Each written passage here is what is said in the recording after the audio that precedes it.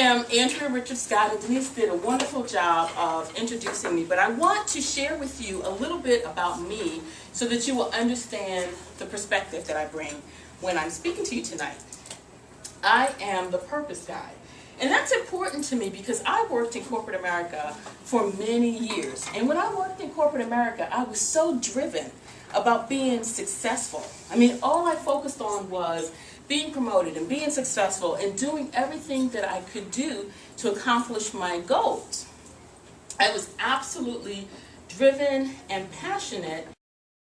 I would work until midnight on a regular basis at that organization. I was a newlywed at the time. My husband would come to the office and he would bring me dinner. Soon after, I got pregnant and I had difficulties in my pregnancy. And the doctor asked me to go home on bed rest. Now, my idea of going home on bed rest was to go home and work from my computer for 12 hours straight. Needless to say, I ended up in the hospital. As a result of that, I had to deliver my child a month early. Unfortunately, she was born without the sucking mechanism, which means that she couldn't eat. And because of that, I remember I had a nanny at the time, and my nanny sat with her for the entire day, and she told me she ate 2 ounces. I was blessed to have a nanny that would do that. But she would not eat, and so we ended up going to her pediatrician, and she kept losing weight. And you know that when a baby is born, that first few weeks of their lives, they're supposed to gain weight, and that's when they predict how well that child is going to do. Well, my child lost weight. She was born at 5 pounds, 10 ounces, and by the end of the 2nd week, she was down to 5 pounds. Well, needless to say, the pediatrician was alarmed. And she asked me to go to the hospital, to the neonatal unit. And I went to the hospital and they admitted my child with a condition called failure to thrive. Now, all I can say is that I was devastated. What I realized was that I put my work and all those things that are important to me, those things about being successful, I put that ahead of my family. Around in a fog for about 2 years, but here's the thing, nobody knew it. I was really successful at work. I was the top salesperson in my organization. My account was the Internal Revenue Service, and if you know anything about the Internal Revenue Service, it wasn't a joke. It was one of those situations. I worked in telecommunications, and it was one of those situations that if the taxpayers couldn't get their refund, then there would be a big news story on the front page of the New York Times or the Post. And so my job on a daily basis was threatened by the fact that I could not make a mistake. So I was constantly stressed out. I walked around, I smiled, I wore a mask. I was really good at what I did. I led a team, and nobody knew that I was dying on the inside.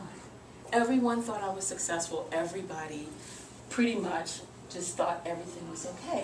And so I did that for a while. And then it was like a heavy fog was over me. And I would not call it depression. It's interesting, I wasn't depressed. I just felt this kind of oppression, this thing that was just weighing me down, all the things that were going on in my life. And I felt like a depression. Well, it was interesting because one day the sun started shining. And I was like, wow! The sun is shining, and I think that it had been shining all along. I just didn't notice it. And what I realized at that time, that there are people out there who are going through things. There are people who are challenged.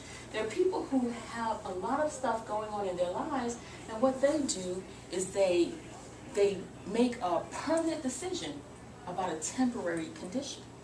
People were calling me. They were reaching out for help. They were asking for my support, and I was able to support them. I was able to help them. I was able to help them get breakthroughs. And what I realize now, but I didn't know this at the time, that I was a coach. I was actually being a coach.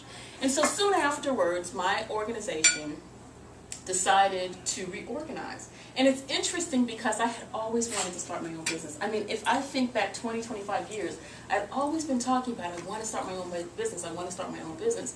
I've heard people say that when things like you lose your job or those sorts of things happen, that's when it's really the best time of your life. And although I didn't lose my job, my company reorganized, I took this as an opportunity to take the buyout and to try something on my own. That was in 2004. And I decided to start my own company. And what I did was I looked at everything that I was doing that I enjoyed. I enjoyed working with my customers. I enjoyed problem solving. I enjoyed coaching and mentoring. I enjoyed giving presentations. I enjoyed working with people. I decided to take the key pieces, the pieces that I really enjoyed in my business, and incorporate them into the business that I started. And so that's how I started ARS Professional Development. And it's a coaching company, it's a consulting company. I work with small businesses as well as solopreneurs.